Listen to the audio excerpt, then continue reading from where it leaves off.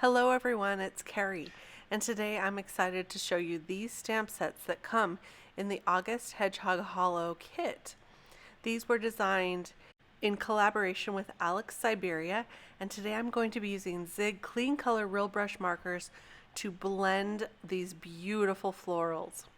I'm starting here with some Bristol Smooth cardstock, and I usually buy this in a large paper pack, and then I cut it down to size to be the size of an A2 size card, which is 4 1/4 by 5 1/2.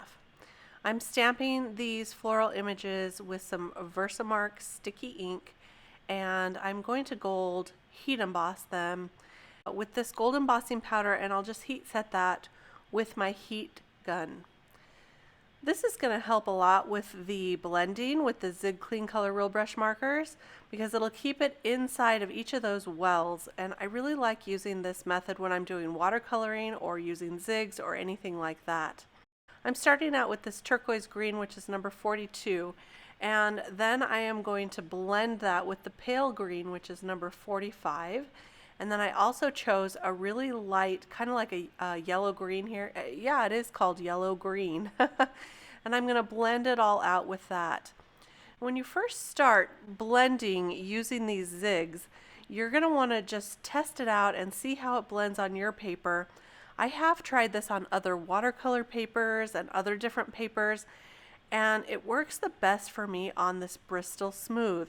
So I always recommend that when you're using zigs, to use a Bristol Smooth if you can find it. Now I am using just the zigs by themselves, no water.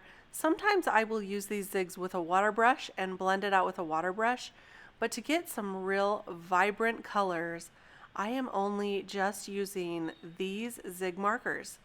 And you can see I have a towel over off to the right here because they do pick up the color very easily from the other markers, and so sometimes you'll see me go off to the right here with my marker and wipe that off.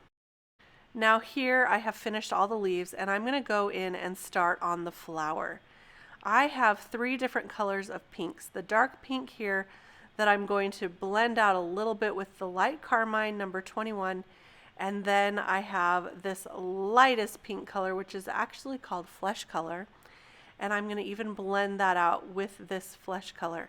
Now you'll see that as I'm blended, I do go over to that towel quite a bit because I'm just trying to get a sense of how light I want the light colors and how dark I want the darks to be. So it's a lot of testing out your colors that you're going to use. When you are choosing your colors, I do recommend a light, a medium, and a dark to just get some really fun shading. And you can see what a difference I get in the color variation by using these 3, and they are pretty far apart in the color spectrum. So that's what I recommend anytime you're choosing any of the zigs. Just choose some that are just very far apart because you're going to get some dramatic looks with them, no matter what color you choose on the color wheel. So today I'm doing this pink, and I really like the way this is turning out.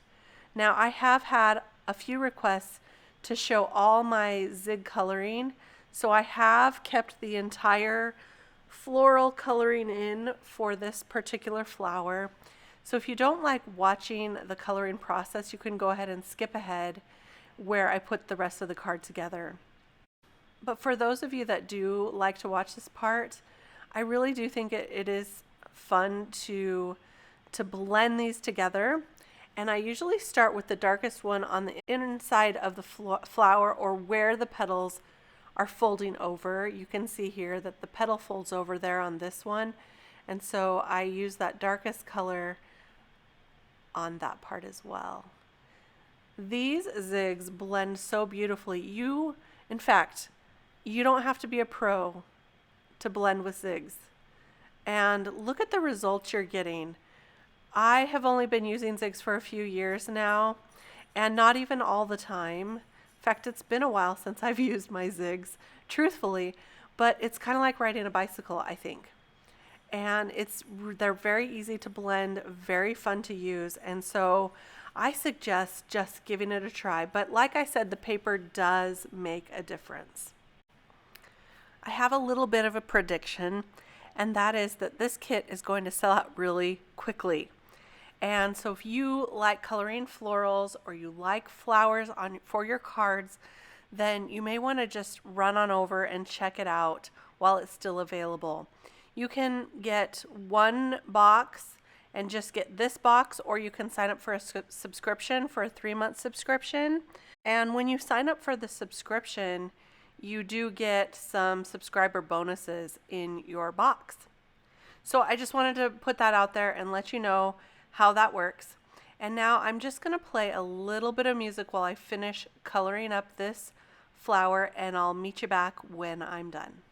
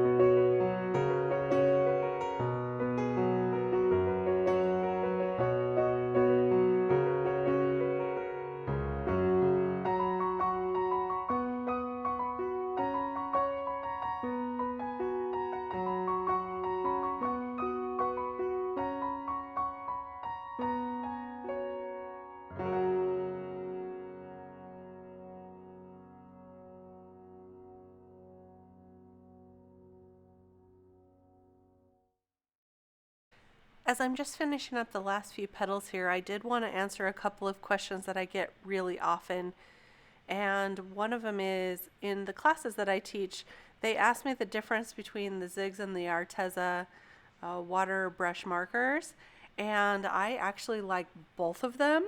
I love my Zigs, of course, but the Artezas are nice too because their red, for example, stays a true red, whereas the Zigs, when you blend it out with water, turns into more of a pink.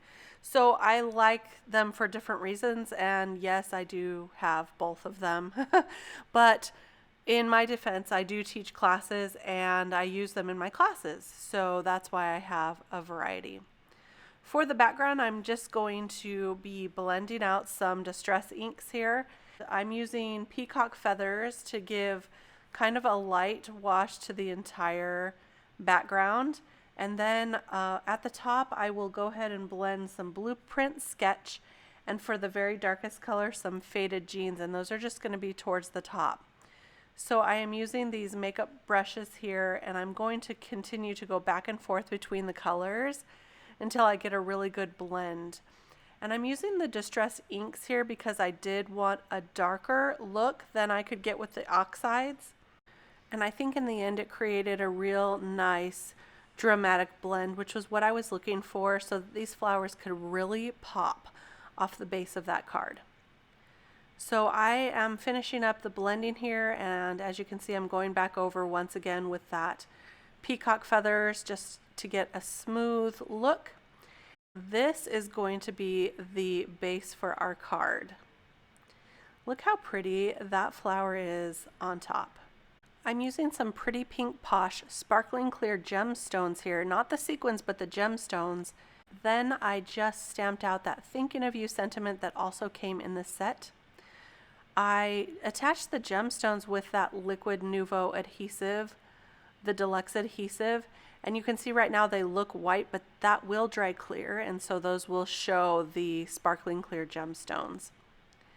I've attached the flowers to the card with some 3M foam tape to give it a nice amount of dimension. And here's another card I made previously. I used the exact same colors that I did for that pink one, but I threw in a yellow, and you can see just how much of a difference there is by just adding one additional color to blend with. So much fun, and I hope that I've inspired you to give these a try On that second card, I did use some patterned paper, so if you don't want to do any ink blending, patterned paper also makes a really beautiful backdrop. Thank you so much for joining me today. I hope you enjoyed this and got inspired.